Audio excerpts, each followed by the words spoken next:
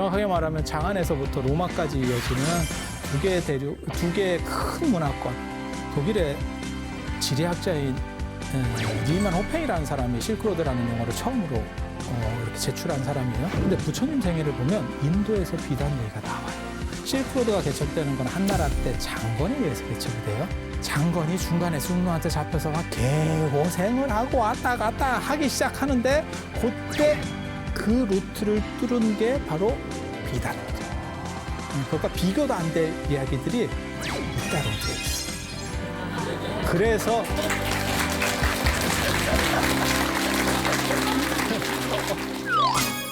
자, 실크로드에 대한 이야기를 조금만 더 해드리면 실크로드에서 진짜 비단이 움직였을까요?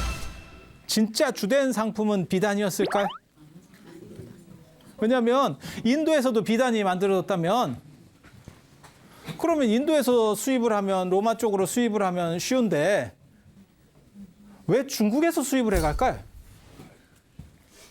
그리고 중국 비단하고 인도 비단은 달라요. 중국 비단은 특특한 비단이에요. 비단할 때 그런 단이라는 게 실 올굵기가 굵고 그다음에 보온성이 좋은 거를 단이라 그래요. 그리고 비단 말고 그런 비단 말고 이렇게 실크 스카프 같은 거 있잖아요. 그건 사라고 합니다. 사. 그래서 사라.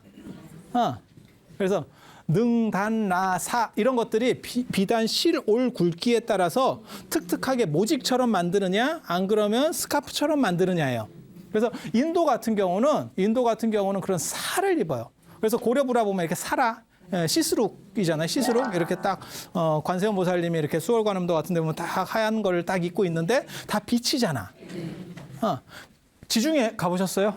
그리스나 로마 그쪽에 어떻든가요? 홈쇼핑에서 지금도 로마 쪽 광고가 나오죠. 한 겨울에도.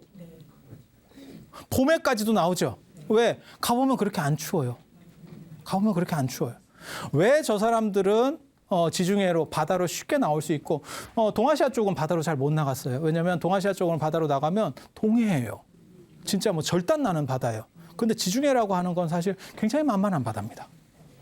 그래서 지중해 쪽 문화권들이 바다로 쉽게 나올 수 있었던 이유가 뭐냐면 만만한 바다를 끼고 있어서 그래요. 그래서 바다에 대한 공포심이 없었다는 거예요. 어떻게 보면 항해술까지는 몰라도 배를 건조하는 능력은 사실 동아시아가 더 큰 배를 만들 수 있었어요. 그거는 명나라 때까지도 마찬가지예요. 그게 정화의 대원정이라고 하는 거거든요. 그럼 엄청난 것들을 이루었던 거예요. 그런데 그 배도 크기가 굉장히 큽니다. 그런데도 불구하고 우리는 왜 신대륙이나 안 그러면 뭐 대항해 시대를 열지 못했느냐? 태평양으로 못 나가는 거예요. 이거는 나갈 수 있는 바다가 아니에요. 인더스 문명 시절부터 인도는 서쪽하고 무역을 했었어요. 그 무역하는 데가 어디냐면 메소포타미아 문명. 메소포타미아 문명. 티그리스 강과 유프라테스 강 두 강 사이라는 게 메소포타미아라는 뜻이에요. 그래서 강이 하나도 아니고 큰 강이 두 개가 이렇게 있고 그 사이면요 진짜 농사짓기는 좋았던 거예요.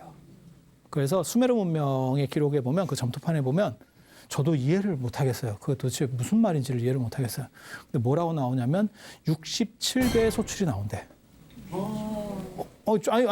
아니 납득은 잘 안 가. 왜?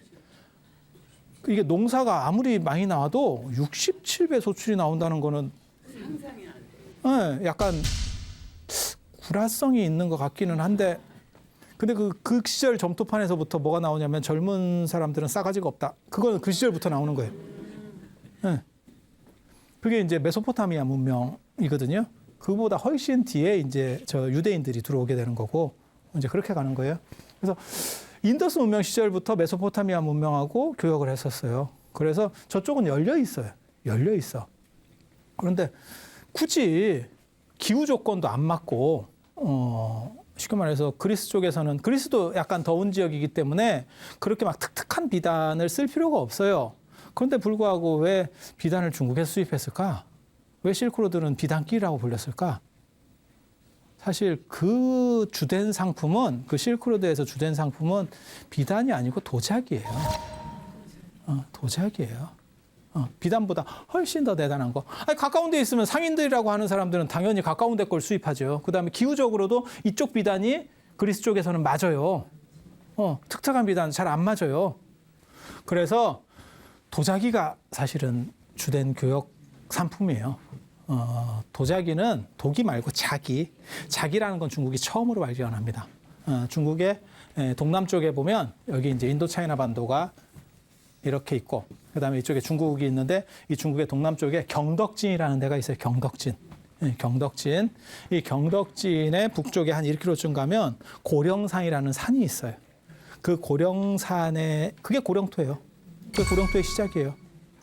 그렇게 해서 중국 경덕진에서 처음으로 자기가 발견되는 거예요. 자기라고 하는 거는 기술이 있다고 만들 수 있는 게 아닙니다. 저건 히토류 같은 거예요. 고령토가 옛날로 말하면 히토류입니다. 히토류 아세요? 저도 뭔지 몰라요. 근데 희귀한 흙이래. 그래서 히토류예요. 그게 반도체 만들고 뭐 이런 거 하는데 쓴대. 그래서 그게 지금 대부분의 매장량이 중국에 있어요. 그래서 예전에 중국하고 일본하고 약간 충돌할 때 중국에서 히토류 반출 금지를 카드를 딱 꺼내니까 일본이 바로 항복했거든요. 왜냐하면 일본은 전자제품이나 이런 것들을 계속 만들어서 걔네들의 주력이 그런 상품을 파는 거잖아요. 그런데 히토류를 막으니까 방법이 없는 거예요. 고령토가 예전에 히토류입니다. 그래서 이 세상에 자기를 만들려면 1200도에서 1300도까지 온도를 끌어올려야 돼요. 1200도, 1300도까지 끌어올려야 되는데 그 상황에서 다른 모든 흙은 주저앉아버려요. 그런데 고령토만은 그때 자화현상이라는 걸 일으켜요. 자화현상은 뭐냐면 쇠같이 바뀌어요. 금속처럼 바뀌어요. 그래서 자기는 이렇게 치면 금속 소리가 나요. 땡땡땡 소리가 난다고. 도기는 옹기나 이런 톡이나 이런 거 봐보세요. 그러면 틱틱 소리가 나죠. 치면 땡땡 소리가 나. 마치 유리처럼. 그거는 고령토만 가능해요. 그래서 중국에서 처음으로 그걸 만들고 중국이나 우리나라랑 지형이 좀 비슷하니까 우리나라에서도 그걸 열심히 찾아가지고 만든 게 자기가 만들어지는 거예요. 그래서 우리나라 두 번째로 만드는 거고 그다음에 세 번째로 일본에서 자기를 만드는 거예요. 나가사키 짬뽕 아시죠? 짬뽕 전에 나가사키가 유명한 거는 핵이죠. 핵 떨어졌을 때. 히로시마 나가사키에 핵 떨어져가지고 일본이 바로 그게 이제 오르냐와 그르냐에 대한 문제도 거기에서 많이 있어요. 왜? 그 당시에 일본은 벌써 그로기 상태였었거든요. 이미 끝난 게임이에요. 끝난 게임에 핵을 떨어뜨리는 거는 너무너무 잔인한 행동을 한 거예요. 그런데 나가사키가 그 짬뽕 나오는 데인데 왜 짬뽕 먹는 데다가 핵을 떨어뜨렸을까? 그런 생각 안 해보셨어요? 짬뽕 먹지 말라고? 미국 사람들은 짬뽕을 그렇게 흰 국물 짬뽕을 그렇게 싫어하나? 그 나가사키가 요업, 그러니까 쉽게 말해서 도자기 공업이 발전한대요. 가장 중요한 데다 핵을 떨어뜨리겠죠. 그렇지 않아요? 가장 대표적인 도시들을 공격하겠죠. 그래서 거기가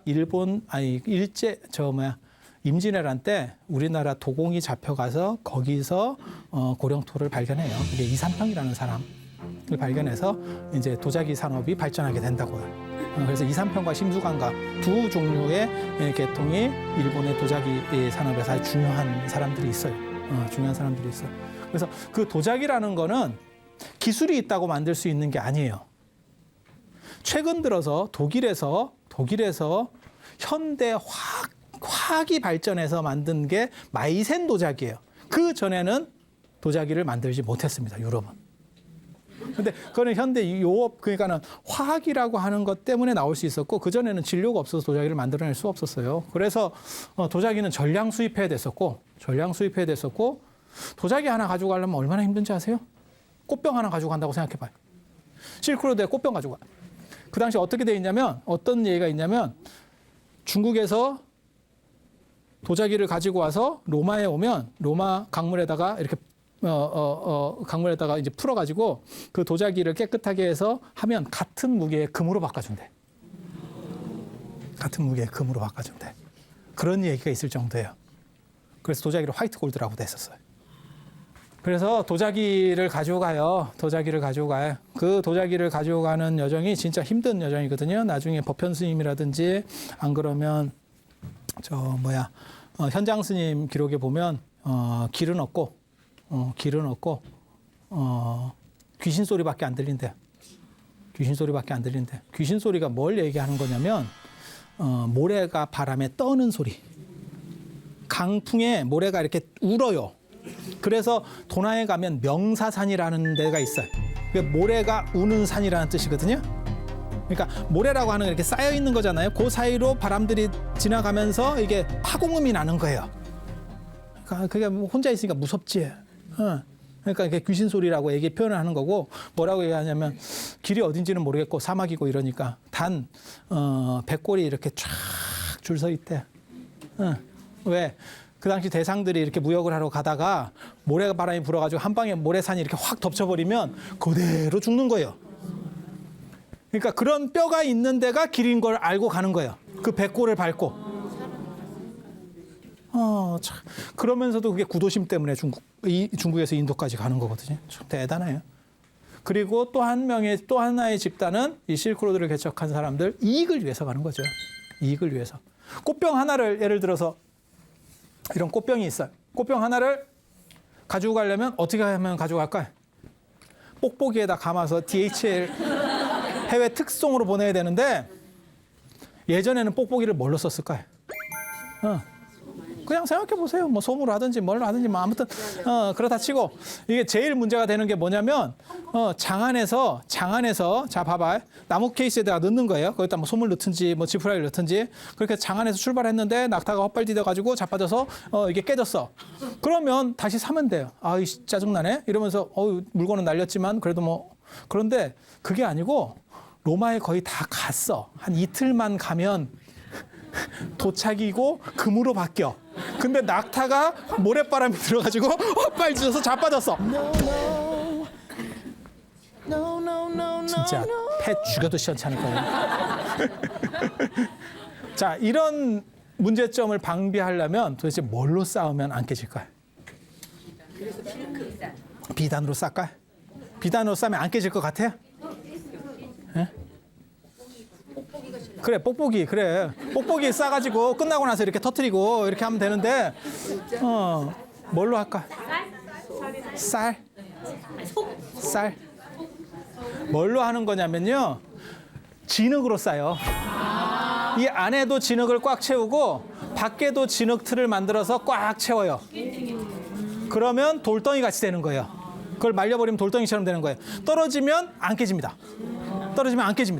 근데 저렇게 쌓으면 무슨 문제가 벌어지냐면 무게가 겁나 나가요. 그래서 금으로 바꿔준다는 얘기가. 나오는 거예요.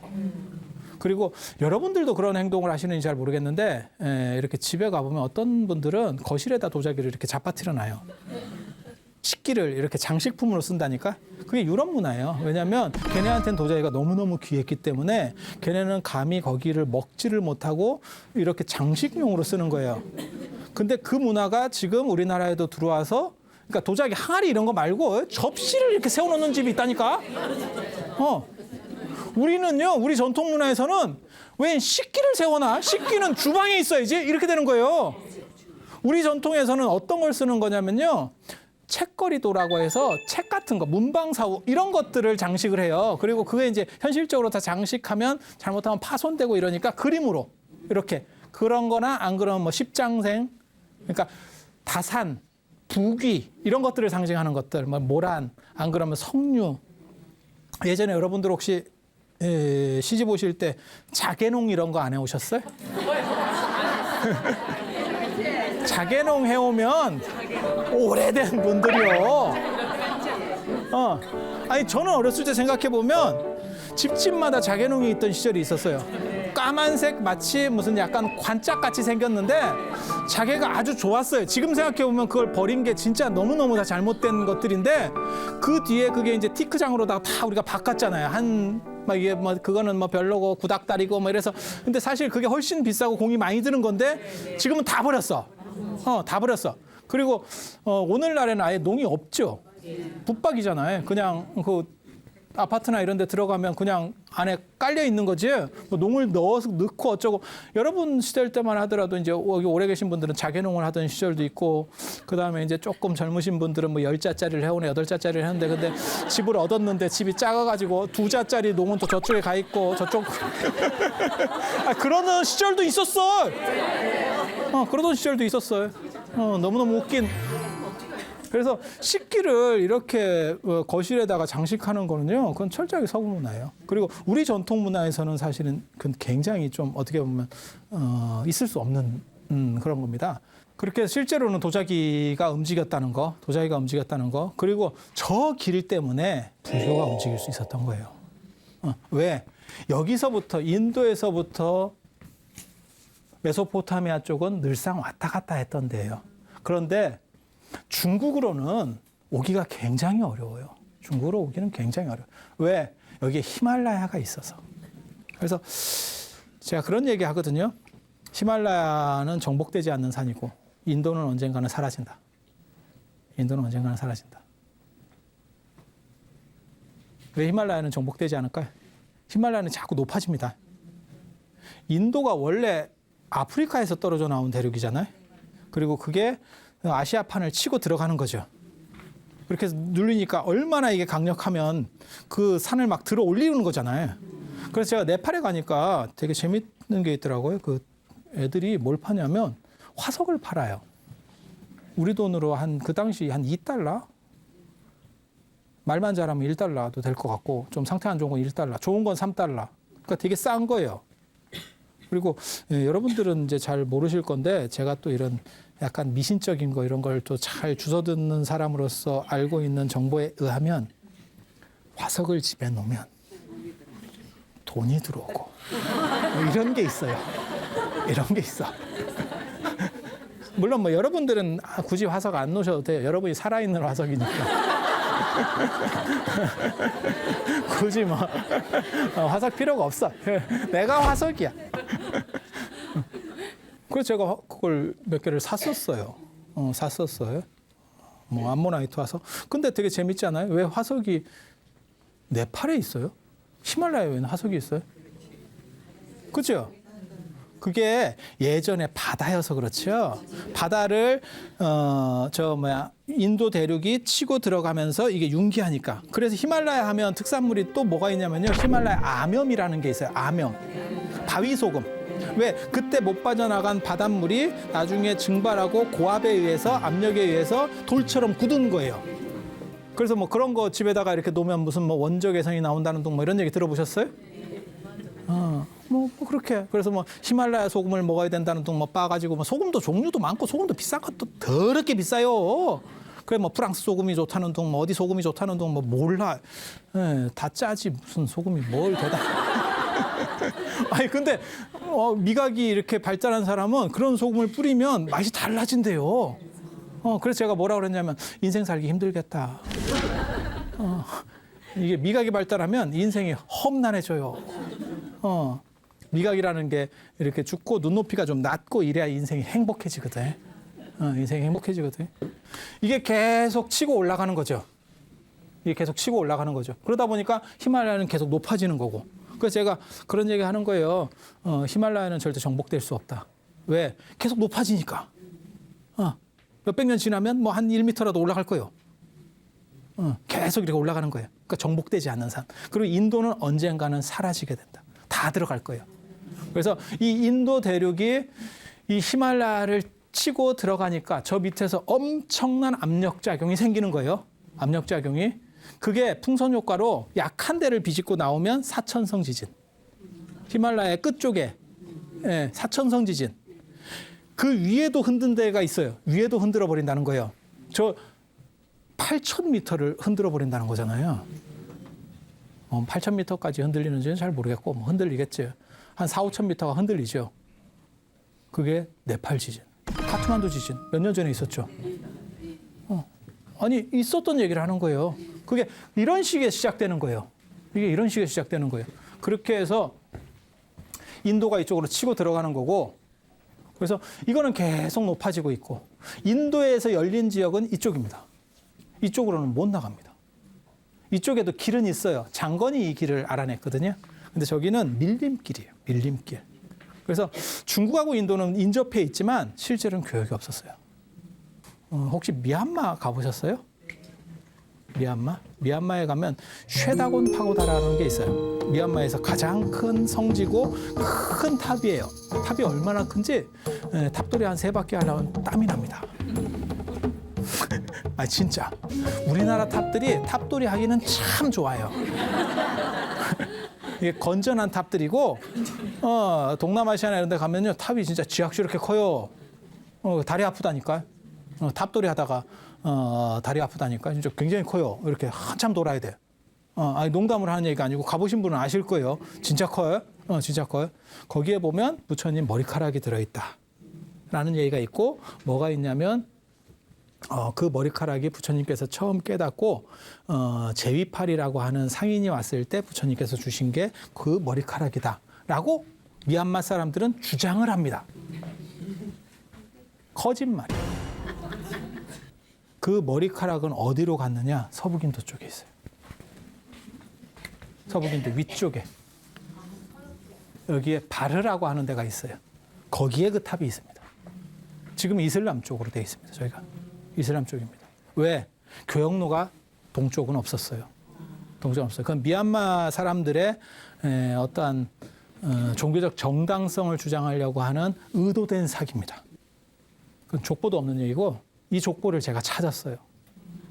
대당서역기나 이런 데 보면 저게 나옵니다. 현장 스님이 저 탑에 가서 참배하는 대목이 나옵니다. 그래서 저도 나중에 기회 되면 저 바르라고 하는 데를 가보고 싶어요. 저게 실크로드에서 굉장히 중요한 교역로예요. 지금은 이제 다 사라졌어요. 그 중요성이 왜 육상으로 이제 움직이질 않잖아요. 몰라요. 앞으로 이제 시진핑이 1대1로 해서 하면 또 뭐 어떻게 될지는 모르겠는데 지금은 뭐 별로 좀 그래. 그래서 이쪽으로 길은 있긴 있었어요. 근데 그게 밀림길이에요. 그래서 이쪽으로 올라오는 거는 불가능하고 그러니까 실크로드를 이렇게 가겠지. 불교 전도사들도 전도사가 불교 용어입니다. 그래서 부처님께서 처음 깨닫고 나서 60명의 제자들을 거느리고 나서 그때 전도 선언이라고 하는 걸 하시는 거예요. 그게 기독교인들이 자꾸 쓰니까 뭐 그러는데 원래 불교 용어입니다. 그래서 이쪽으로 돌아갔다라고 하는 건 뭐냐면 이쪽으로 가면 금방이죠. 부처님이 주로 활동하신 데가 이 겐지스강 유역이거든요. 그러면 여기서 이렇게 가면 좋잖아요. 그렇지 않아요? 왜 그런데 이렇게 힘들게 갔을까? 길이 없었다는 거예요. 길이 있긴 있어요. 그런데 알 수 없는 길, 밀림길 같은 거. 가면 이제 절단 나는 길들. 실크로드는 절단 안 나요. 실크로드 절단 나요. 근데 저기는 더 절단 나는 길. 보통 이제 밀림이라고 하면 이제 독충 이런 거. 물리면 이제 왜 죽는지도 잘 모르겠고 화두 속에 죽어가는 거예요. 그런 길들. 그래서 그렇게 가는 거죠. 그래서 인도의 원주민들은 드라비다족, 문다족이에요. 이 사람들이 인더스 문명은 여기서 이렇게 나중에 여기가 5개로 갈리거든요. 하류로 가면 5개로. 그리고 오하유역이라고 해요. 오하유역이라고 하는데 거기 그쪽이 이제 인더스 문명, 모헨조다로, 하라파 이런 데가 이제 인더스 문명의 큰 도시들이거든요. 그 당시에 관계수로 같은 게 있었어요. 지금으로부터 한 5,000년 전에, 5,000년, 6,000년 전에 관계수로 같은 게 있었어요. 대단한 유적입니다. 그래서 저걸 만든 사람들은 드라비다족, 문다족이에요. 원주민들. 저 사람들은 누굴까요? 인종적으로는 흑인입니다. 왜? 아프리카에서 떨어져 나왔으니까. 아프리카에 떨어져 나왔으니까. 우리 조상이 흑인이에요. 정확하게 말하면 현생 인류의 조상은 흑인이에요. 오스트랄로피테쿠스, 루시, 흑인이에요. 아프리카누스라니까 흑인이에요. 흑인이에요. 그래서 흑인에서 백인이 갈라져 나오는 거고 그 뒤에 황인이 갈라져 나오는 거예요. 그래서 황인이 제일 늦게 만들어진 인종이 황인이에요. 뭘 의미하는지 아세요? 더 잘 진화된 거지. 더 잘 진화된 거지. 우리는 그렇게 해석하고 싶어. 이 사람들은 흑인 문화예요. 그러니까 인더스 문명이라고 하는 건 실제로 흑인 문화입니다. 그런데 진짜 놀라운 민족이 하나 있어요. 전 세계적으로 굉장히 특이한 유목민이에요. 유목민, 백인들. 인더스 문명은 흑인 문명이고 여기에 누가 들어오냐면 백인들이 들어와요. 백인들이 들어와요. 이게 아리안족이라고 하는 사람입니다. 코카서스 산맥이 있어요. 코카서스 산맥. 어디냐면 터키 아시죠? 터키에서 동쪽에 코카서스 산맥이 있어요. 코카서스 산맥이. 그 동네에서 이 아리안족이 이동을 시작해요. 저 사람들 유목민들이에요. 백인은 유목민들이에요. 저 아리안족 굉장히 좀 특이합니다. 그 터키가 지금 어느 쪽 나라라고 생각하면 조지아 압니까 혹시? 조지아 그러면 나라가 생각나는 게 아니고 커피가 생각나는 거 아니에요? 아니 근데 그 커피 이름이 조지아인 거는 저 나라가 아니고 저쪽 지역이 아니고 미국의 조지아예요. 거기서 커피가 시작되는 그게 원래 저 콜라 만들어지는 데가 그 조지아예요. 그래서 조지아에 그래서 커피도 그 커피도 그 콜라 거예요. 그래서 이제 그렇게 그러니까 제가 여러분들하고 얘기를 하면 굉장히 놀라운 것 중에 하나가 뭐냐면 단순히 불교만 모르는 건 아니야.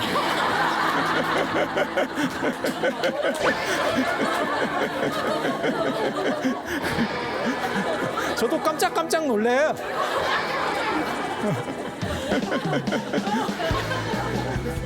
그래서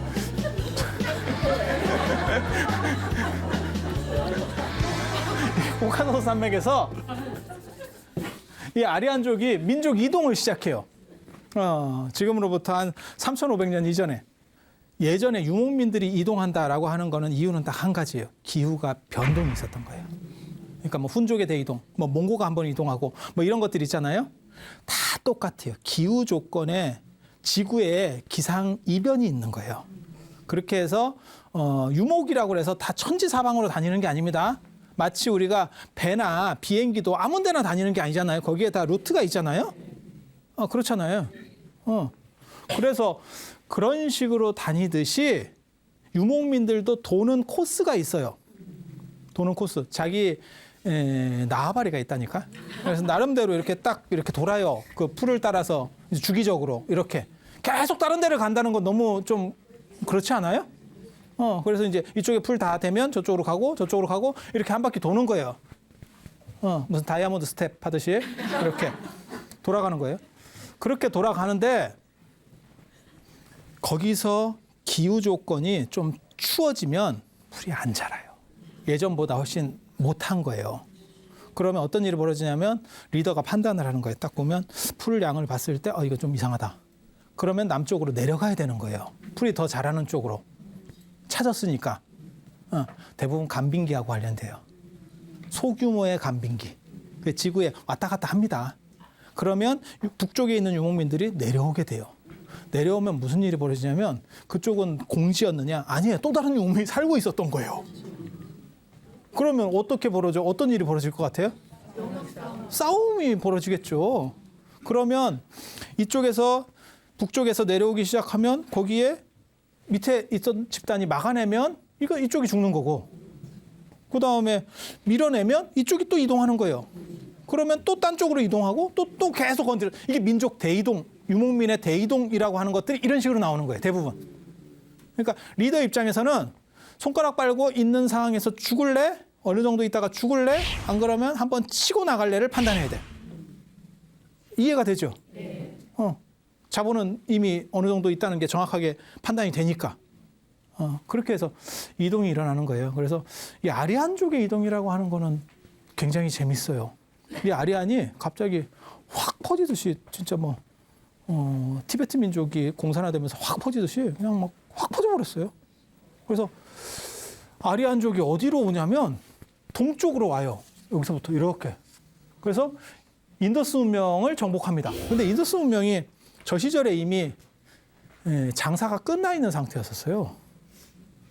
문명이 오래되면 대부분 다 망합니다. 메소포타미아 문명도 그렇게 망했고 인더스 문명도 망했고. 이유가 뭔지 아세요?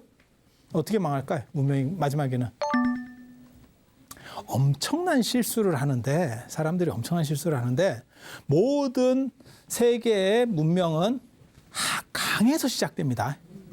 그것도 강 하류 쪽에서 이렇게 아니 그렇잖아요. 그죠? 그러니까 4대 문명이라는 게 전부 큰 강을 끼고 있는 거예요. 뭐 황하 문명, 인더스 문명, 이집트 문명, 나일 문명, 그다음 메소포타미아 문명. 메소포타미아 문명이 더 좋은 거는 티그리스 강과 유프리타스 강 두 개나 강이 있으니까 더 좋고. 그죠? 다 강을 끼고 있는 거예요. 그건 뭐 누가 봐도 좋죠. 그런데 이 사람들이 망할 때쯤 되면 어떤 판단을 하냐면 원래는 강이 주기적으로 범람해요. 이집트 사람들이 피라미드를 만든 이유가 뭔지 아세요? 범람하면 할 일이 없어요. 거기 자기네 사는 게 아니고 강이 범람하면 그때는 집을 버리고 나옵니다. 그러면 자기네들이 살던 데가 전부 물에 잠기는 거예요. 그러면 어떻게 합니까? 이렇게 생각하는데 별게 없어요. 옛날 집이라는 게 그냥 흙집이기 때문에 그 몇 개월 있다가 범람 끝나고 가면 다시 지어서 사는 거예요. 흙집을. 아니 예전에는 그렇게 살았다니까. 여러분 어렸을 때 시골에 가면 초가집 이런 거 생각하시면 돼요. 그게 그렇게 대단한 일이 아니에요. 집 짓는다는 게. 김병만의 정글의 법칙 뭐 이런 거죠. 그렇게 살면 돼요. 그런데 그게 왜 좋으냐면 그게 천연 비료가 돼요. 그리고 강의 범람이라는 게 인간에게 위협적이지 않아요. 왜? 우리가 태풍 오듯이 어느 시점에 온다는 걸 이 사람들이 압니다. 그게 반복적입니다. 그래서 그때 도망가 있다가 다시 왔다가 이러면 돼요. 그런데 경제력이 좋아지고 문화가 높아지면 어떤 일이 벌어지냐면 여기다가 제방을 만들려고 생각을 해요. 왜? 왔다 갔다 이동하기 귀찮으니까 벽돌을 쌓고 역청을 발라가지고 제방을 만들어버려요. 제방을 만들면 살기가 훨씬 좋아져. 왜? 왔다 갔다 안 해도 되잖아. 이게 이사 간다는 게 보통 일이 아니거든요. 여러분도 봐봐. 이사 한번 가봐. 그럼 엄마 오만 쓸데없는 거 얻어와서 욕심 부려놓은 게 다용도실에서 한 트럭씩 나와서 버려. 저걸 내가 굳이 왜 받아왔는지도 모르게 한 방에 버리고 가. 돈 주고 버려. 힘들게 줄 서서 얻어와서 돈 주고 버려. 그거 참 놀랍지? 추억의 물건이에요. 제방을 쌓아놓고 거기 계속 살면 훨씬 편하죠. 그 대신에 강이 범람하지 않으면 소출이 줄어들어요. 비료가 없다고요. 비료가. 왜 그렇게 되는지를 이 사람들은 그 당시에 이해를 못해요. 이해를 못해. 범람할 때는 그게 천연 비료가 돼요. 그래서 아까 제가 지난 시간에 67배의 소출이 난다라고 얘기하는 것도 사실은 그것 때문에 가능한 거예요. 엄청 비옥해져요. 그래서 만약에 계속 정주에 살면 어떻게 되냐면 비료라는 개념이 없는 이상은 땅을 쉬어주면서 돌아가면서 농사를 지어야 돼요. 뭔 뜻인지 아시죠? 네. 근데 그런 생각도 없어요. 옛날 사람들이 그런 생각을 못 해요.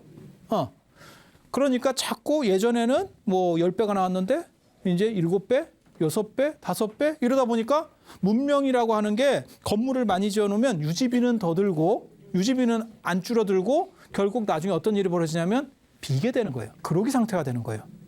다 나중에 말라 죽는 거예요. 문명들의 끝이 최후가 그거예요. 그래서 인더스 문명도 아리안족이 3,500년 전에 침입할 때, 지금으로서 3,500년에 침입할 때 이미 그로기 상태였었어요. 그래서 그냥 건드리니까 끝났다는 거예요. 건드리니까 끝나. 그리고 유목 문화는 농경 문화하고 전쟁을 하면 100% 이깁니다. 거의. 유목 문화가 훨씬 이 전투력이 좋아요. 전투력이 좋아요.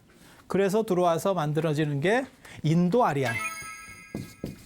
그다음에 이 얘네들이 이 아리안족이 단순히 일로만 갔느냐? 중동으로도 가요.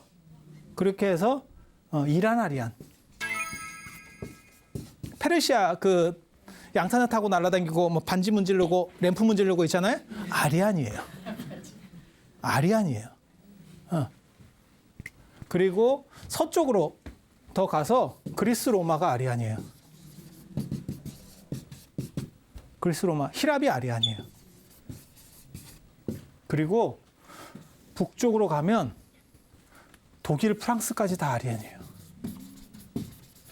다 아리안이에요. 영국 빼놓고 북유럽의 일부하고 영국 빼놓고 다 아리안이에요.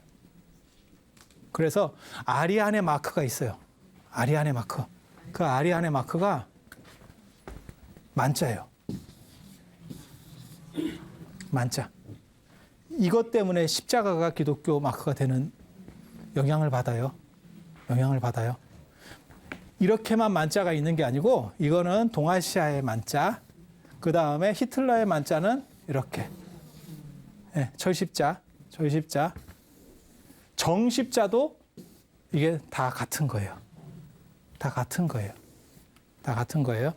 그래서 히틀러가 얘기하는 게 아리안의 영광을 해요. 히틀러의 구호 중에 아리안족의 영광을 위해서 내가 무언가를 해보겠다. 그게 국민을 단합시키게 되는 거고, 아리안족 말고 좀 덜 떨어진 민족이 아리안족의 이러한 영광들을 위협하고 있다라고 생각해서 그걸 다 인종 청소를 해야겠다. 그게 홀로코스트, 집단 학살이죠. 아우슈비츠 사건. 그래서 그런 식의 인종 청소가 나오는 것도 뭐냐면 사실은 아리안족. 그래서 아리안의 순수 혈통을 복원하겠다. 그게 게오르기 25시 같은 데 나오는 거예요. 그리고 그게 히틀러의 표예요. 히틀러의 표. 그래서 다 아리안족이에요. 그래서 히틀러가 뭘 하는 거냐면 손을 이렇게 들죠. 부처님이 이렇게 드시는 거 못 봤어요? 불상이? 이렇게? 이렇게? 부처님 아리안이에요. 부처님 백인이에요. 네팔에 가면 백인이 없다는 이유로 황인이다 이런 얘기를 주장하는 사람도 있는데 그건 말 같지도 않은 얘기고 나중에 그 얘기를 해드릴 거예요. 부처님이 만약에 황인이었으면 인도 귀족들하고 대화가 잘 못해요. 조선시대 때 쉽게 말해서 내가 쌍놈 출신이면 아무리 머리가 좋아도 양반하고 대화를 못해요. 그래서 부처님은 눈동자도 파랗고 머리카락도 파랗다고 나와요. 머리카락 파랗다고. 그래서 그런 것 때문에 지금도 불화나 불상의 그림들을 자세히 보면 파란 머리, 파란 눈이 나와요. 대표적으로 가장 머리가 파랗게 나오는 거는 지장보살. 그리고 제가 그런 얘기 해드리는데 석굴암 불상을 자세히 보면 그냥 보면 몰라. 자세히 보면 눈동자가 파래요. 그게 옛날 채색 흔적이에요. 마지막으로 인도에 카스트 제도라고 하는 신분 제도가 있어요. 아주 철저한 신분 제도. 그 신분 제도가 무너지지 않고 사실 지금까지도 내려오거든요. 그 이유는 백인이 흑인을 정복해서 그래요. 그래서 민족이 다르고 색깔이 너무 다르니까 그게 화합될 수가 없는 거예요. 지금 미국 생각하시면 돼요.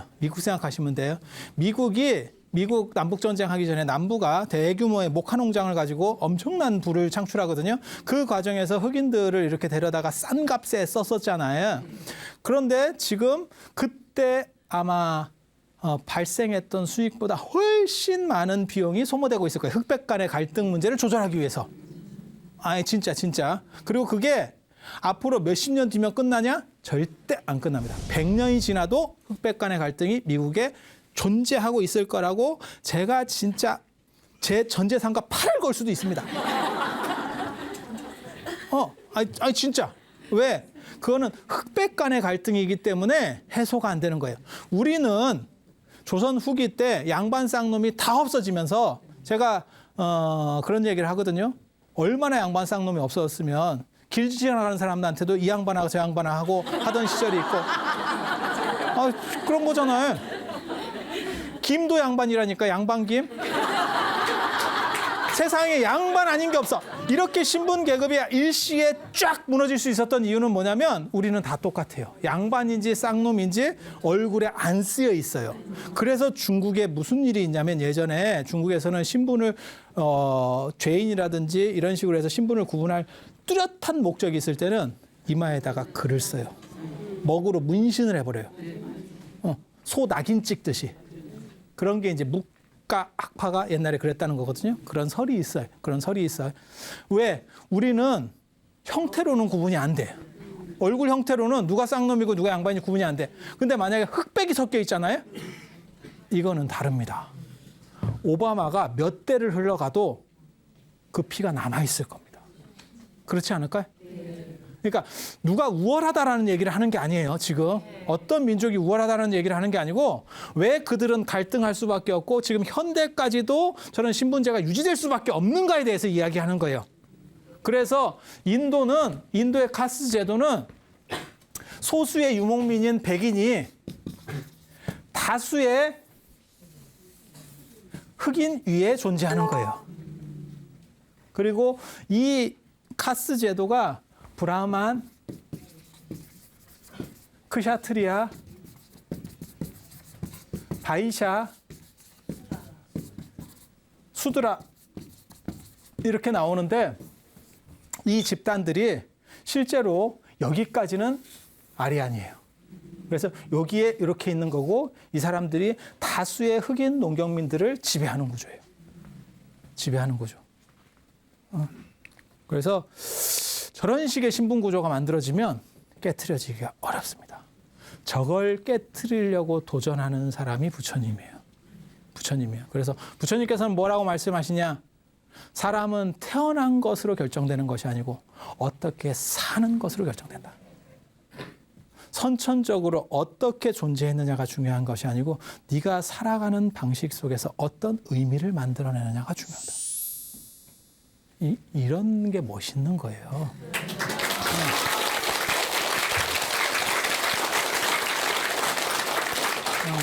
오늘은 이 정도로 해서 마치고 지금 오늘 한 내용들, 그 다음에 지난 시간에 한 내용들은 불교라고 하는 것이 무엇인가라고 하는 부분에서 시작해서 그 다음에 인도의 시작 얘기들을 했어요.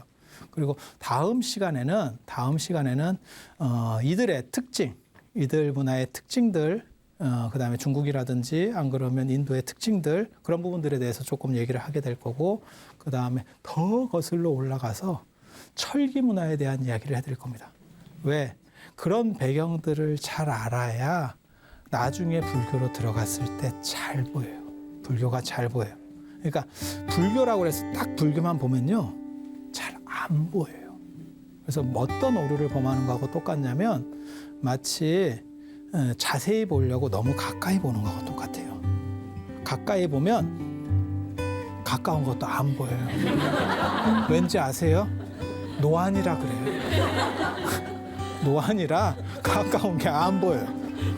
그래서 가까이 봐야 이쁘다가 아니고 좀 떨어져 봐야 좀 떨어져 봐야 이쁘다. 그래서 그 관계라고 하는 유기적인 구조를 이해를 해야 되고요. 또 뭐가 있냐면 불교는 특징적이게도 인도에서 출발해서 중국에서 꽃이 폈어요. 그래서 두 개의 문화권에 걸쳐 있기 때문에 그 두 개의 문화 배경과 흐름들에 대해서 어느 정도는 알아둘 필요가 있어요. 그래서 공부를 쉽게 하는 방법은 그 부분만 보는 게 아니에요. 그 주변을 가지고 이해해야 되는 거고 무엇을 외우려고 하지 말고 어차피 여러분들은 안 외워져요. 외우려고 하지 말고 어떻게 전개됐다라는 걸 보시면 돼요. 그러면 이야기를 듣는 그렇게 따라만 오고 있으면 여러분들이 어느 순간 이게 그렇게 되는구나 라는 거를 아실 수 있게 돼요. 그래서 오늘은 이 정도 하고 다음 주에 또 재밌는 이야기들 할 수 있도록 그렇게 하겠습니다. 자, 장시간 들어주셔서 감사합니다.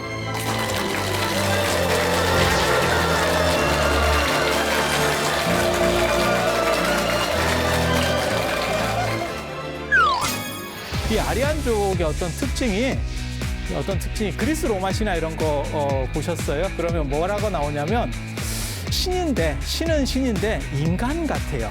그래서 실제로 천사들 중에 날개 있는 경우들도 있잖아요.